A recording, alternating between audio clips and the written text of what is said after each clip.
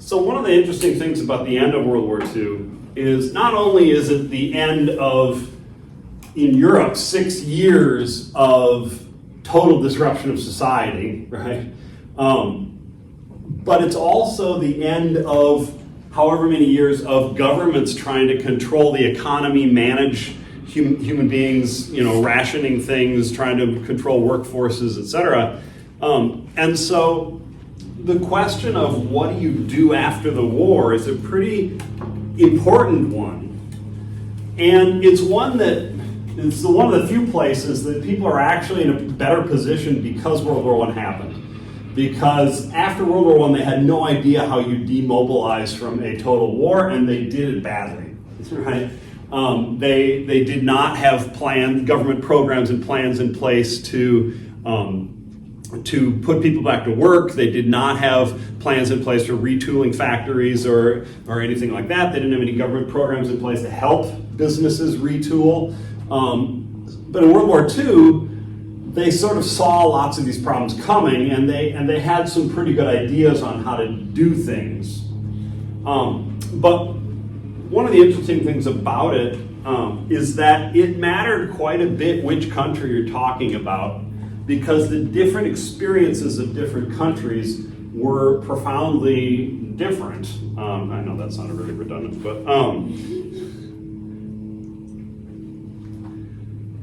so in the largest sense, everybody sort of faced the same crises of, how do you bring soldiers home, and are the soldiers broken because of combat, and do they have psychological problems, do they have physical disabilities, etc. That's a very big thing that every country has to deal with in varying degrees. But the actual experience of the war changed the scope of the problem for different countries. So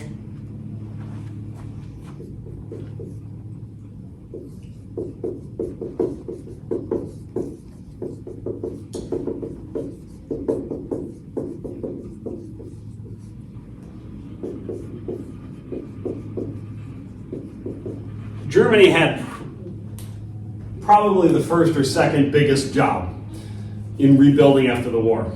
And this, in some ways, it was just a very pragmatic, big job. Germany had, by this time, clearly lost 2 world wars, right? Germany had essentially started both of them and had lost both of them. Now, the German population didn't experience the loss of World War I in the sense that Germany wasn't invaded. There was no fighting on German soil, or very little, in World War I. And so the German population, German cities weren't destroyed, German homes weren't, Germans weren't displaced, etc. But World War II was absolutely gobsmackingly destructive for Germany. They had been invaded from 2 directions. Most of their major cities had suffered major bombing damage. Some cities like Hamburg and Dusseldorf and Berlin were absolutely flattened, just completely destroyed. And the Nazis had very carefully tried to move German populations into Poland and occupied Russia, Ukraine, Belarus, etc. And all of those populations are now fleeing back to Germany because they're afraid of retaliation after the war, or they have fled back into Germany as refugees ahead of the front when the Russians are advancing. And so Germany now has they have a displaced population of several 100,000 people who have no home and don't know where they're supposed to be. And so Germany has a massive refugee problem, but it also has a massive destruction problem. But in another sense, for gender purposes, Germany also has the problem, as I mentioned last time, of the Russians had raped their way across northern Germany. And this was a delicate cultural issue to handle. How is Germany going to think about this, talk about this as a society? How is Germany going to process all that rape? And essentially what they decided to do was to sweep it under the rug, ignore it, and repress it. Women couldn't talk about it. Men didn't talk about it. Nobody talked about it. Right? But then there's the other big issue, which is the Holocaust. Right? By 1945, the Russians have discovered the death camps. The Americans have liberated Dachau, and Ravensbrück and Buchenwald, and you know the newsreel footage of the emaciated prisoners being liberated and bulldozers pushing piles of emaciated bodies into mass graves. All of that is out there, and it's clearly laid at the feet of Nazism, right? Nazism did this.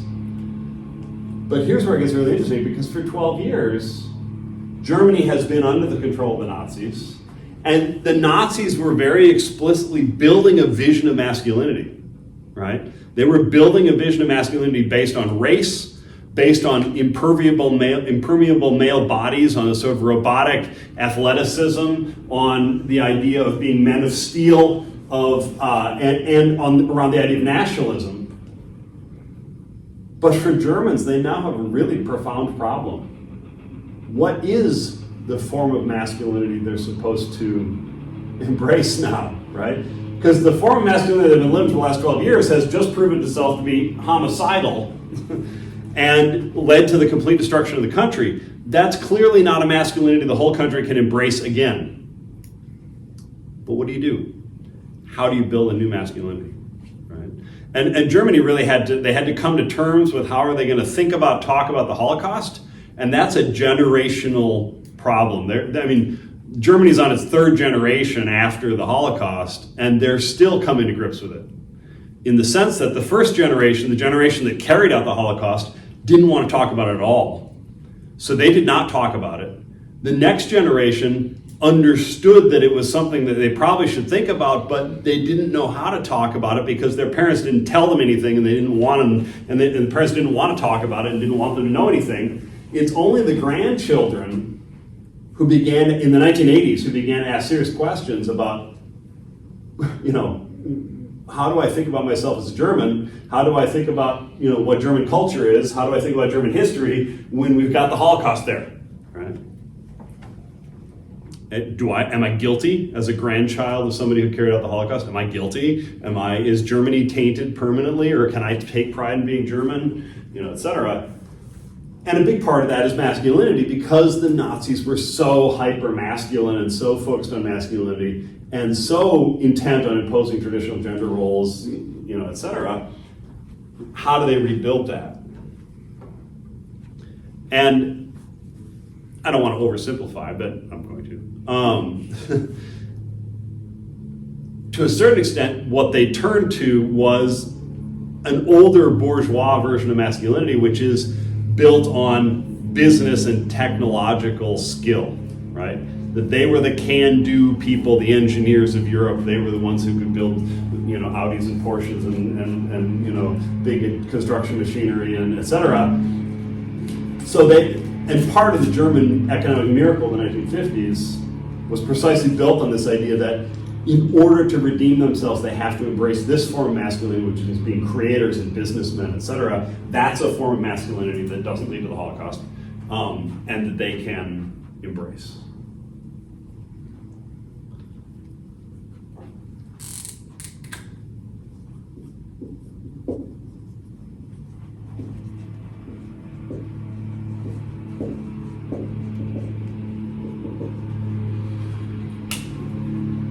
For France and Great Britain, the problem was different.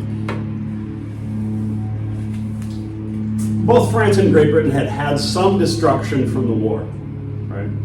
There were some cities that were damaged. They had lost significant numbers of lives. London in particular had some significant bombing damage, but it was hardly wiped off the map. So the physical reconstruction of France and Great Britain was not the big issue. For France and Great Britain, the issue was elsewhere. They had won, Great Britain had won both world wars, right? They had never been invaded. They had won both. They were on the winning side in both world wars. So in one sense, they could feel a sort of validation of British masculinity, right? We won the war, stiff upper lip, all the rest, right? But Great Britain was in the process. Great Britain was actually in a very weak position, and the sort of self-image of the British public was about to be utterly destroyed, because for 100 years, Britain had defined itself as an imperial power. Britain, the sun never set on the British Empire because Britain had colonies all over the world, and so it was always, noon somewhere in the British Empire. And Britain had conquered India, and Britain controlled Burma and Malaysia, and Britain controlled colonies all up and down Africa, and Britain controlled the Middle East. But what happens after the war is that Great Britain now, after 2 world wars, and 2 world wars where they relied heavily on buying military equipment from the United States, they were deeply in debt, they were broke, their economy was in a shambles, they had to rebuild their economy, but most importantly, they didn't have the military capability anymore to hold on to their colonies. And so Great Britain is going to face a process in the 1950s into the 1960s of losing its entire empire because they basically couldn't hold on to it. And so almost immediately they face a popular uprising in India, and they basically just say, okay, in 1947 we're letting India go. We can't hold on to it.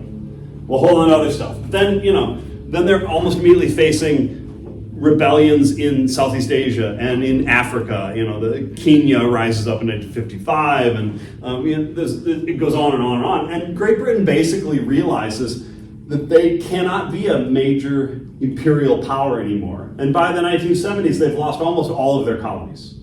Right? And so the British actually, you would think that winning World War I and World War II would validate British masculinity. Right? They're victors in war, and that's the great test of masculinity. But the British had built their sense of masculinity on being colonial conquerors, and they're now losing all of that. And they had built their one sense of their masculinity on being the wealthiest nation in the world, and they lost that too. And so Great Britain actually has a profound fall from grace after World War II. Precisely as they're trying to rebuild after the war, the real blow to British masculinity comes after the war when they lose their empires and the British economy shrinks and the British standard of living falls and Britain gets passed by the United States. And so the British suffer a whole series of losses of status on the global stage, and that was precisely in ways that the British had built their sense of masculinity. The British sense of masculine superiority or masculine worth was built on being conquerors of Africa and Asia, and now they weren't.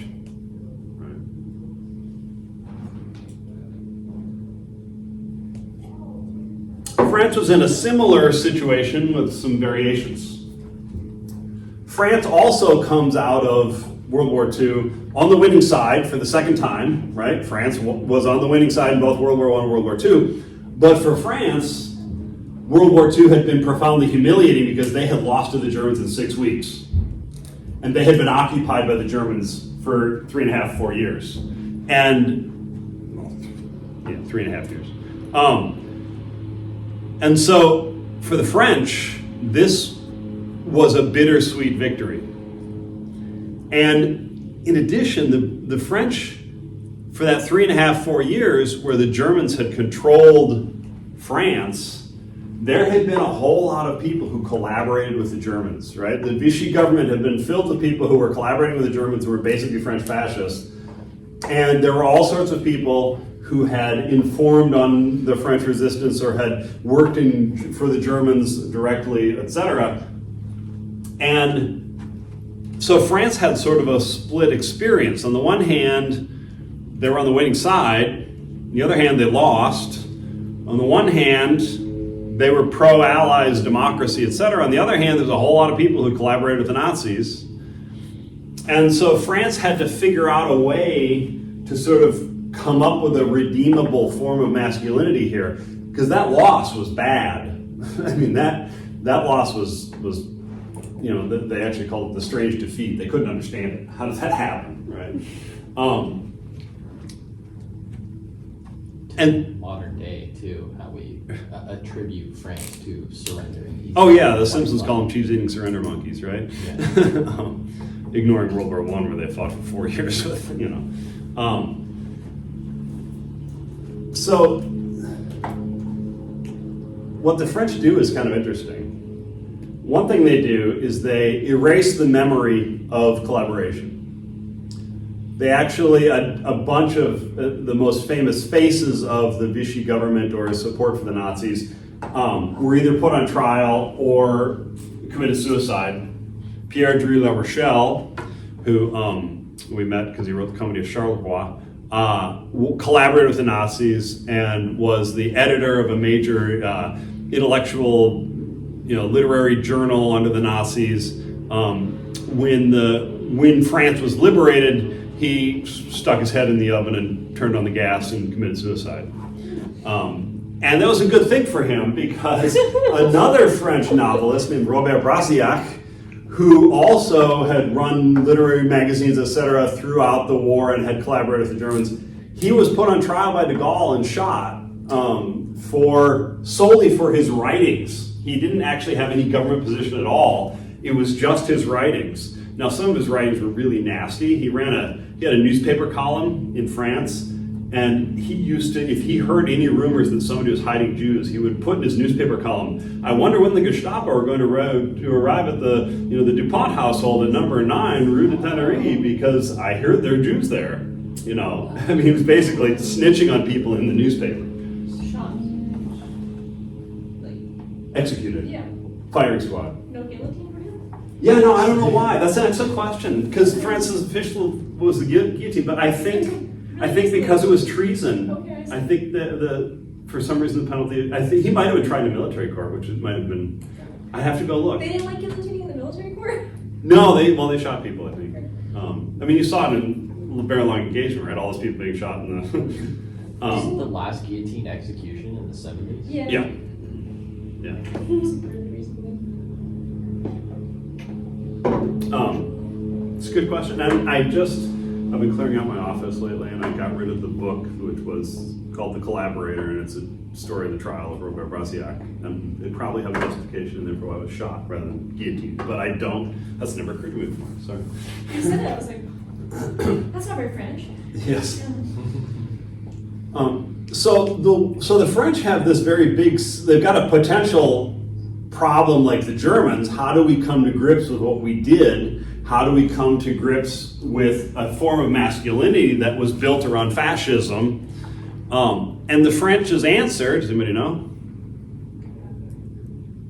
Don't talk about it? No, they actually have a very different answer. Well, half of the answer is don't talk about it. Don't talk about collaborators. There aren't any. The other half is, if you talk about World War II, you must always talk about the French resistance and nothing else. Because the French resistance is a redeeming form of masculinity. The French resistance was always on the right side of history. The French resistance took great personal danger and sacrificed themselves for the nation. So the French resistance becomes the symbol of French masculinity after World War II. And everybody claimed to be in the French resistance after World War II. And because they didn't have any records, obviously. And there are streets in Paris and all other French cities named after people who were shot by the Nazis for being in the French resistance.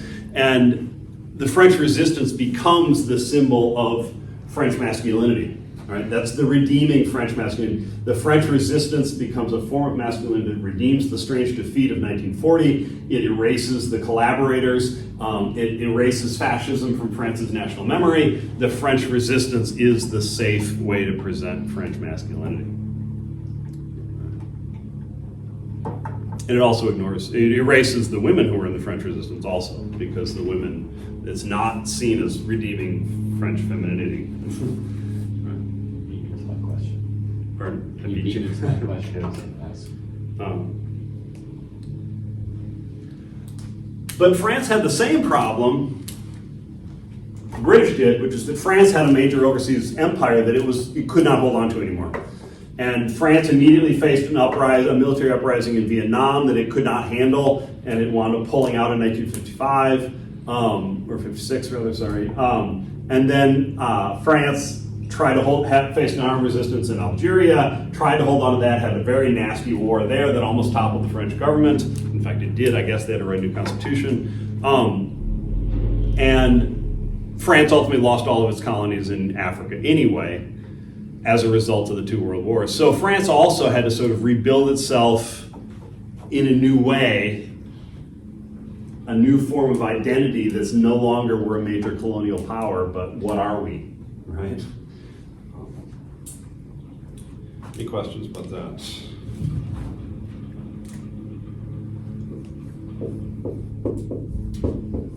Don't the French still have land in South America?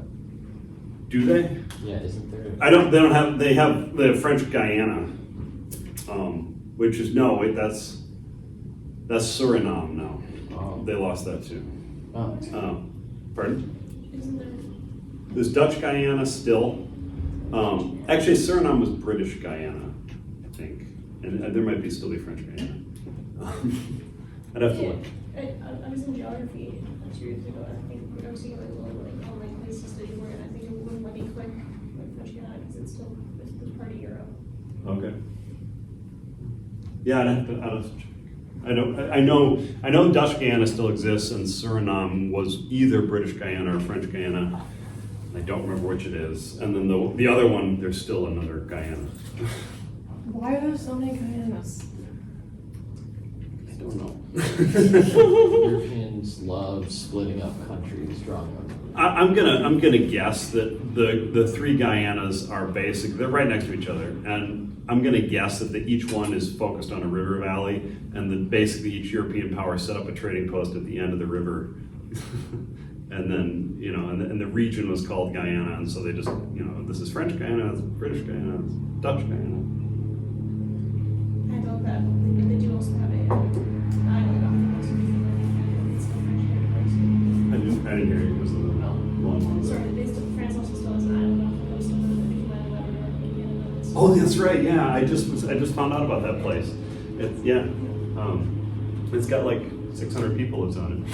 It's part of France. Any other questions on France? Quebec would like to too, but we're still. The USSR had its own interesting problem. The USSR had clearly won World War II, right? They had invaded Berlin. They had raped Berlin. They had all the pictures of Soviet, soldiers putting the red flag, the communist flag up above the Reichstag and all the rest.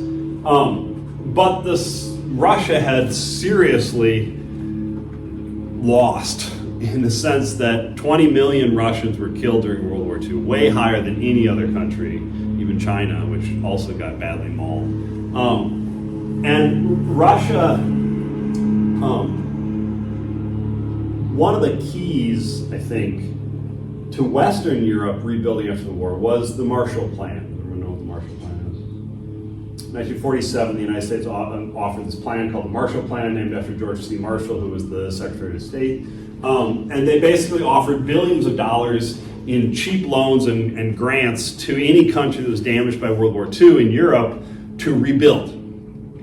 And they offered it to the Soviet Union, but the Soviets turned it down because the Cold War was starting, and the Soviets thought of it as a way of Americans trying to buy influence in Russia.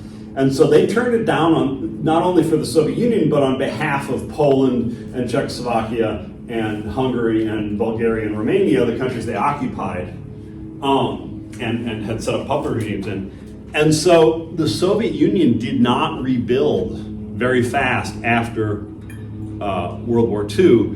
In fact, even today, I'm told if you go to East Berlin, you can still see bullet holes because they never fixed buildings from World War II. And so the Soviet recovery was much slower, and the devastation in Eastern Europe was much greater. And so there was pride that they had won the war, but there was also this enormous sense of loss of population, cities destroyed, etc. And their economy took a long time to recover. And this is where France and Great Britain and Germany had an advantage, and Holland, etc., because the Marshall Plan kicked off what's called the economic miracle. The Marshall Plan was set up in 1947, and it allowed European cities to rebuild rapidly because they could borrow the money they needed to rebuild the centers of their cities, the business districts, etc. And then that increased their tax base, which allowed the government to do more government programs. It kickstarted the economy. It got people back to work because people, men could get jobs in construction, etc. And the Marshall Plan got used to kickstart economic recovery also in the sense of it was used, they would loan money to factories, companies to retool factories, et cetera, to get Europe's economies going again. And Germany and France in particular saw absolutely astounding economic growth in the 1950s. The standard of living just skyrocketed, the size of the economy skyrocketed, gross domestic product skyrocketed. And this allowed France and Germany and Holland to rebuild a sense of masculinity around business acumen, right? That they basically said, we're going to say the good man, the ideal man is the successful businessman, the competent worker. And this allowed German men to basically, or French men, to basically sort of stake their sense of self-worth to the dramatic growth and prosperity of the country. We're building the country, right? And so I get that sense of being part of that.